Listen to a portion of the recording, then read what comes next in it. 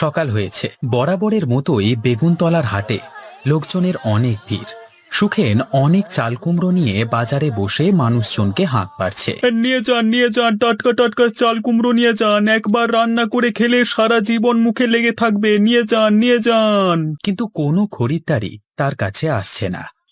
না, এরকম করে আর কদিন চলবে? গত 7 দিন ধরে তো একটাও চাল কুমড়ো বিক্রি করতে পারছি না। এখন যে সংসার কিভাবে চালাবো সেটাই বুঝতে পারছি না। এই সময় গোপাল তার কাছে আসে।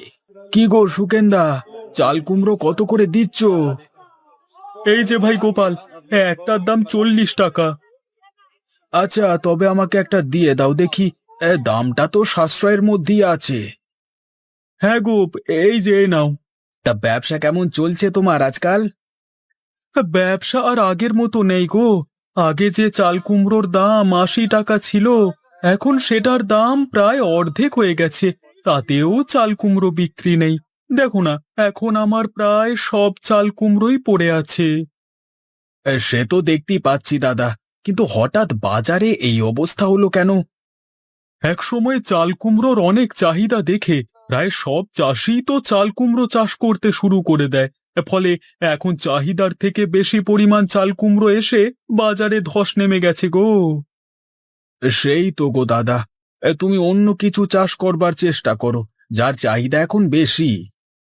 কিসের যে চাহিদা এখন বেশি বাজারে সেটাই তো বুঝতে পারছি না। যদি একবার বুঝতে পারি তাহলে। ঠিক আছে দাদা, তুমি বসো, আমি বাড়ি যাই। ওদিকে আবার গিন্নি আমি গেলে তারপর রান্না বান্না শুরু করবে। নগেনের মাটির বাড়িতে এখনো খড়ের চাল। নগেন তার ঘরে থাকা একটিমাত্র খাটের ওপর মাথা নামিয়ে বসে আছে। এই সময় তার মেয়ে পিঙ্কি সেখানে এলো। বাবা, ঘরে চাল সবজি কিছুই তো নেই। আজকে কি খাবার রান্না করব বলো দেখি। আমি বুঝতে পারছি রে মা, কিন্তু কি করব বল দেখি। বাজারের অবস্থা খুব একটা ভালো না। আর 1 সপ্তাহ হলো কাজ না করে শুধু বসে আছি।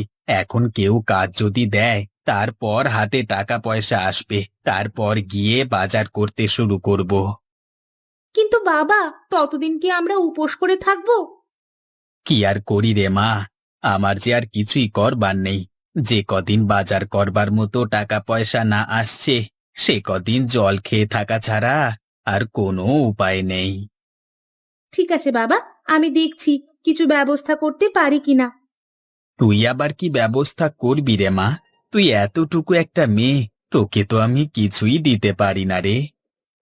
আমি ঠিক একটা ব্যবস্থা করে নেব।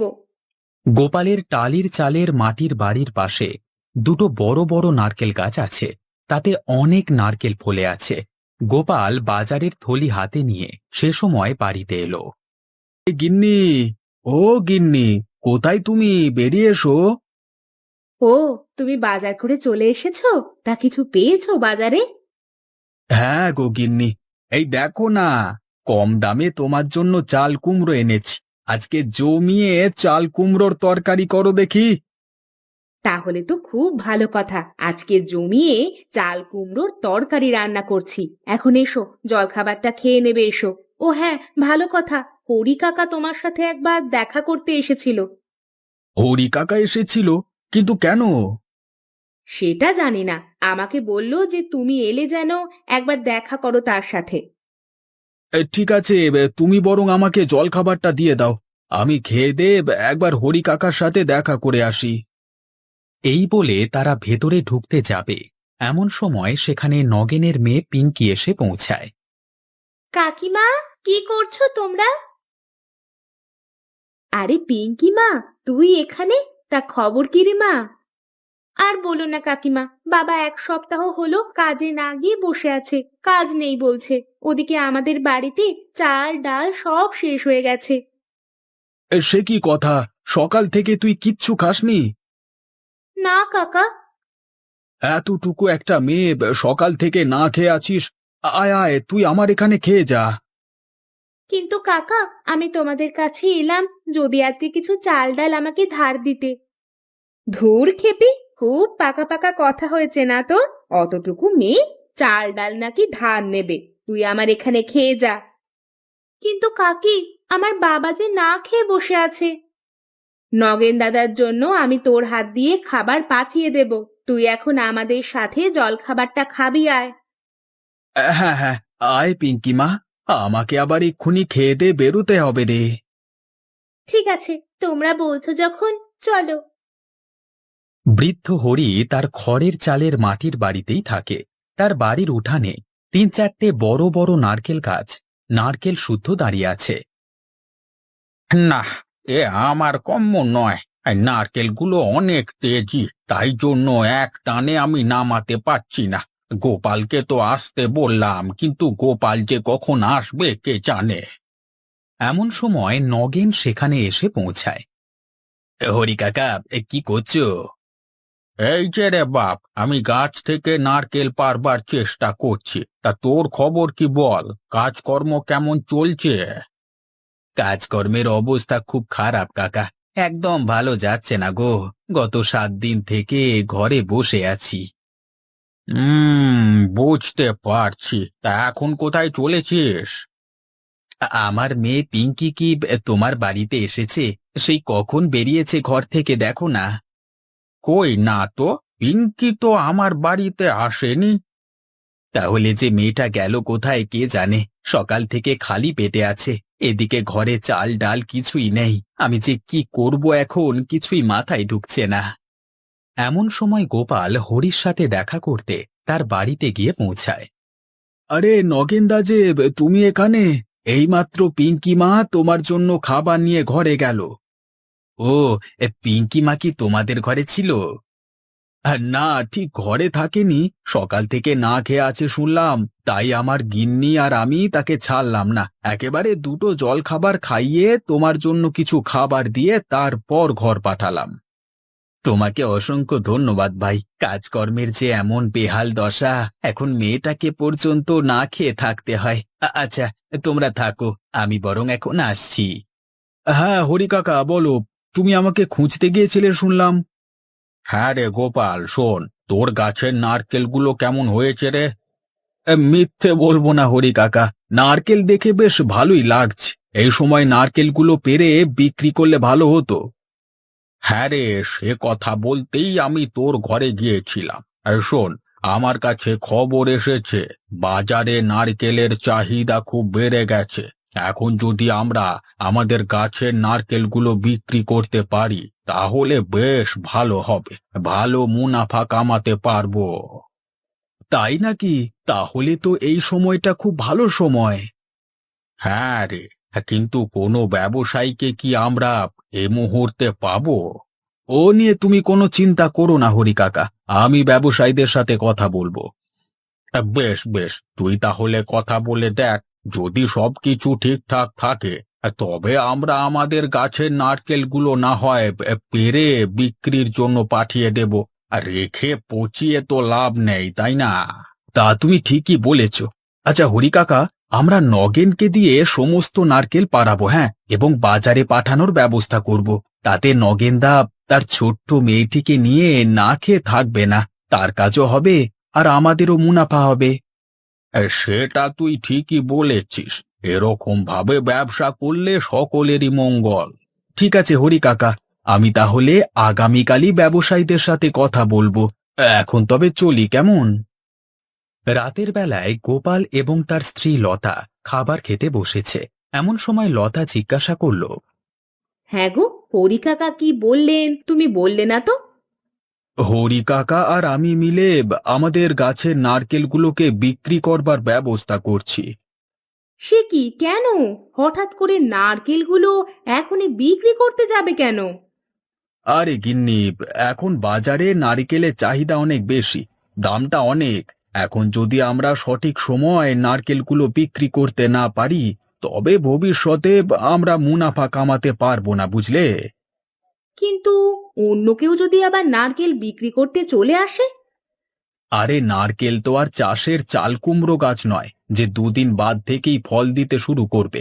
যাদের ঘরে নারকেল গাছ আছে তারা না হয় নারকেল বাজারে বিক্রি করতে পারবে। হ্যাঁ, এটা তুমি ঠিকই বলেছ।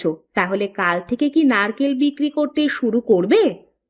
হ্যাঁ, আগামীকাল সকালে আমি সুখেনের সাথে কথা বলবো গিয়ে। ওরও চাল কুমড়োর ব্যবসাটা ভালো চলছে না।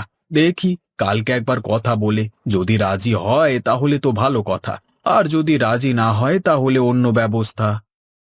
ঠিক আছে গো। পরদিন সকাল হয়।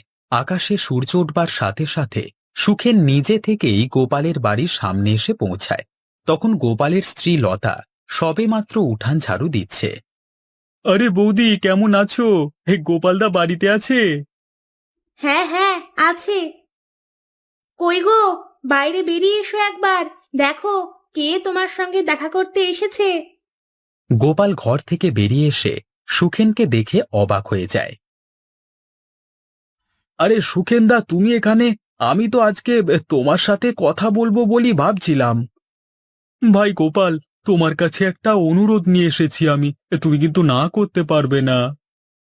অনুরোধ? তা কি অনুরোধ সুখেনদা? ভাই গোপাল, আমি কানাঘুষো শুনলাম এবং আমার খদ্দের দিকে বাজিয়ে দেখলাম যে বাজারে এখন নারকেলের খুব চাহিদা। ভাই ভাই, তোমার কাছে তো নারকেল আছে, সেগুলো কি আমার কাছে বিক্রি করবে? সুখেনের এই প্রস্তাব শুনে গোপাল জোরে হেসে ওঠে। আরে আরে সুখেনদা, আমি আজকে তোমাকে সেই প্রস্তাব দেব বলি বাজারে যাচ্ছিলাম। শুধু আমার না, আমার এবং হরি কাকার দুজনের নারকেল গাছে অনেক নারকেল আছে। তুমি চাইলে সেসব পেরে আমরা তোমাকে বিক্রি করব। তারপর তুমি বাজারে বিক্রি করে আমাদের লাভের টাকা আমাদেরকে বুঝিয়ে দেবে। তাহলে তো খুব ভালো হয় গোপাল, তুমি তাহলে আজকেই কিছু নারকেল পারবার ব্যবস্থা করে দাও, আমি বাজারে গিয়ে বিক্রি করি, কেমন? হ্যাঁ ঠিক আছে, তবে চলো আমার সঙ্গে, নগেনদার বাড়িতে চলো। এরপর গোপাল সুখেনকে নিয়ে নগেনের ঘরে এসে পৌঁছায়। নগেনদা, কই গো, বাইরে এসো, তোমার সঙ্গে বিশেষ দরকার আছে। আরে গোপাল, তুমি এখানে? আরে বেশ, সুখেন নাকি? হ্যাঁ নগেনদা, শোনো, তোমার জন্য একটা কাজ আছে, তুমি কি করবে? হ্যাঁ গোপাল, তুমি যা বলবে সেই কাজই আমি করব। আমার এখন কাজের একটা খুব দরকার গো। নগেনদা, তোমাকে আমার গাছের কয়েকটা নারকেল আজকে পেরে দিতে হবে। এই সুখেনদা বিক্রি করতে নিয়ে যাবে, তুমি কি পারবে? চিন্তা নেই, তোমাকে আমি কাজের টাকা সাথে সাথেই দিয়ে দেব। হ্যাঁ হ্যাঁ, এখনই বললে এখনই আমি পেরে দেব। তাহলে চলো আমার বাড়ি। এরপর নগেন গোপালের বাড়িতে গিয়ে তাকে কিছু নারকেল পেরে দেয়। নাও সুখেনদা, তুমি তাহলে আজকে বাজারে একটা নারকেল নিয়ে গিয়ে দেখো কেমন বিক্রি হয়। যদি আজকে ভালো বিক্রি হয় তবে কালকে আরও নারকেল পেরে নিয়ে যেও, কেমন? ঠিক আছে দাদা, আমি এক্ষুনি বাজারে নিয়ে যাচ্ছি। সুখেন সেই নারকেল নিয়ে বাজারে বিক্রি করতে বসে। নিয়ে যান নিয়ে যান, একদম তরতাজা নারকেল নিয়ে যান, এই মাত্র গাছ থেকে পেরে আনা নারকেল, গ্যারেন্টি দিচ্ছি এই নারকেল নিলে আপনারা ঠকবেন না। হাটে প্রথমবার নারকেল আসতে দেখে সুখেনের কাছে অনেক খরিদ্দার এসে জমা হয়। দেখতে দেখতেই সব কটা নারকেল বিক্রি হয়ে যায়। আরে বাহ, আমি তো ভাবতেই পারিনি এত তাড়াতাড়ি সব নারকেল বিক্রি হয়ে যাবে। আজকে লাভও অনেক টাকা হয়েছে। যাই যাই, আমি বরং গোপালদার কাছে গিয়ে তার লাভের টাকা তাকে বুঝিয়ে দিয়ে আসি। এই সময় গোপাল এবং হরি হাঁটতে হাঁটতে সুখেনের কাছে এসে পৌঁছালো। কি সুখেনদা, সব নারকেল শেষ হয়ে গেল নাকি? হ্যাঁ গো গোপালদা, চোখের নিমেষেই সব নারকেল বিক্রি হয়ে গেল। বাহ, তাহলে তো এটা সুখবর। আমাদের এক্ষুনি তাহলে গাছের নারকেল সমস্ত পেড়ে নিয়ে বিক্রির ব্যবস্থা করতে হবে। না হরি কাকা, আমাদের প্রতিদিন অল্প অল্প করে নারকেল পেড়ে বাজারে বিক্রি করতে হবে, না হলে নারিকেলের চাহিদাটা কমে যাবে, বুঝলে? দাদা, এবার তুমি তোমার লাভের টাকাটা বুঝে নাও। সত্যি আমি অনেক দিন বাদ এরকম বিক্রি করলাম। হ্যাঁ হ্যাঁ, সে নিচ্ছি, কিন্তু কাল থেকে আমার এবং হরি কাকার দুজনের বাড়ি থেকেই নারকেল নিয়ে যেও, কেমন? আমরা নগেনদাকে দিয়ে নারকেল পাড়িয়ে রাখবো। ঠিক আছে গোপালদা, যত তাড়াতাড়ি হাটে নারকেল আনতে পারবো ততই আমাদের লাভ। এরপর থেকে তারা সকলে মিলে ব্যবসা করে পুনরায় ভালোভাবে বাঁচতে শুরু করে।